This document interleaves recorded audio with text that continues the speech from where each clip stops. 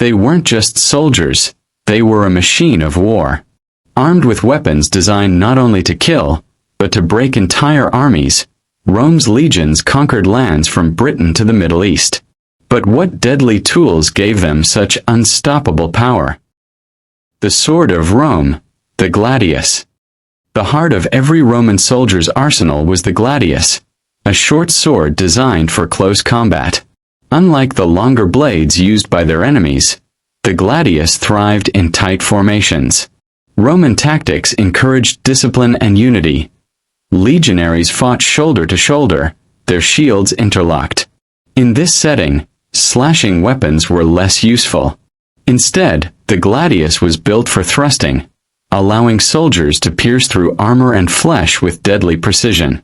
Its compact size made it easy to wield in the chaos of battle, ensuring Roman soldiers didn't need much space to strike effectively. The gladius wasn't just a weapon. It symbolized Rome's philosophy of efficiency, discipline, and practicality. As deadly as it was, the gladius worked best in combination with another weapon, the pilum, Rome's iconic javelin. Together, they gave Roman legions both range and precision. The pilum, Rome's deadly first strike. Before swords clashed and shields locked, the Romans weakened their foes from a distance. Enter the pilum, a heavy javelin engineered not only to pierce shields but to render them useless. Its long, slender iron shank was designed to bend upon impact, preventing enemies from throwing it back and forcing them to drop their damaged shields. Imagine facing a charging legion. Before you even reach them, a rain of pila would crash into your lines, breaking your defenses and morale. This tactic gave Rome a massive advantage, softening the enemy for the brutal melee that followed. But the pilum was only part of Rome's defensive genius.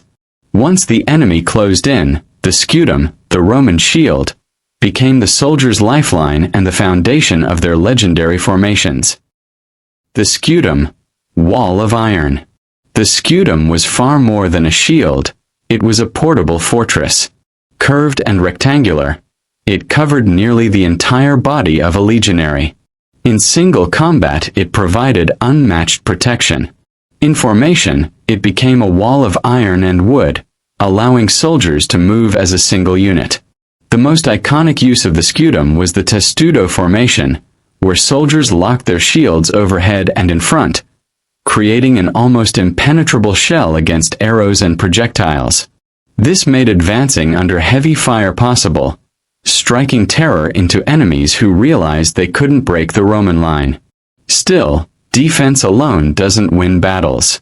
To break sieges, crush fortifications, or terrify enemies, Rome deployed even larger weapons, machines of war that changed the battlefield forever. War machines of Rome, ballista and onager. While infantry weapons gave legions their strength, Rome's dominance also came from its artillery.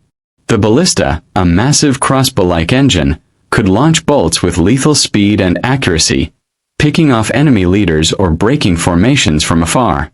Meanwhile, the onager, a type of catapult, hurled massive stones capable of smashing walls and sowing chaos among troops. These machines weren't just practical, they were psychological. Few armies could withstand the sight of giant stones crashing down on their lines before a single sword was drawn. Roman engineers perfected the art of combining mobility with firepower, transporting these war engines across vast distances to ensure no fortress was safe. But Rome's mastery wasn't only in offense, it lay in the balance of weapons, strategy, and discipline. To see how all of this came together, we must look at the synergy of the Roman arsenal. Chapter 5. The Unstoppable Arsenal. Individually, Rome's weapons were impressive. Together, they were devastating. The gladius thrived in disciplined formations, supported by the pilum that crippled enemies before battle even began.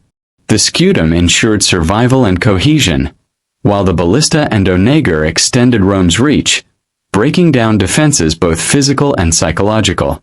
What made Rome's legions unstoppable wasn't just the steel they carried, but how they used it in harmony with strategy and unity. Every weapon was a piece of a larger puzzle, designed to complement the discipline of the soldier wielding it.